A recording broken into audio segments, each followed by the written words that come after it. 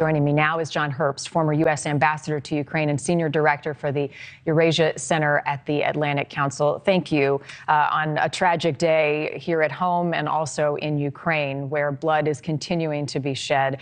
The attack in Zaporizhzhia on civilians, is there anything that civilians like this family or anyone else can do to protect themselves from Russian airstrikes? Well, they can move further away from the front if they're able to. But beyond that, not much. In fact, as you know, the Russians are striking across Ukraine, even the areas most distant from the front lines. So the situation in Bakhmut has gone from bad to worse, and we're hearing that the Russian forces are going to be using scorched earth tactics to try to capture this city and take control of it. What ultimately happens if they are successful? If Moscow eventually takes control of Bakhmut, it would be a small tactical victory. It would open the roads to larger cities like Kramatorsk and Slavyansk. But they've taken casualties, if you believe Ukrainian figures, at the rate of 7 Russians for every 1 Ukrainian dead or wounded. If you take British figures, it's 5 Russians dead or wounded for every Ukrainian. So this is not really a victory for Moscow. If it's a victory, it's a Pyrrhic victory.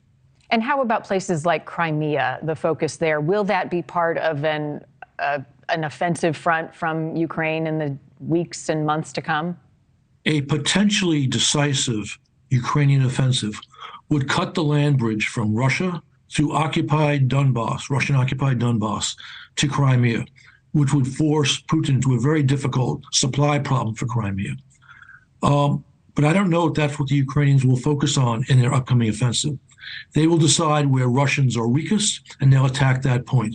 They would like to attack in the south, but if they're much weaker in the north, around Kharkiv, the Ukrainians will attack there.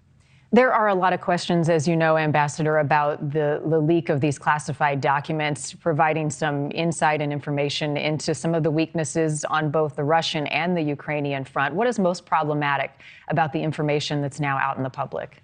Well, it's simply bad when documents leak from the U.S. government. It makes us seem less reliable to our partners. The information that we've seen, I wouldn't call it earth-shattering.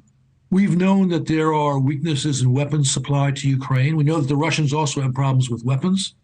Whether or not things are as bad as that report indicates is a question to me.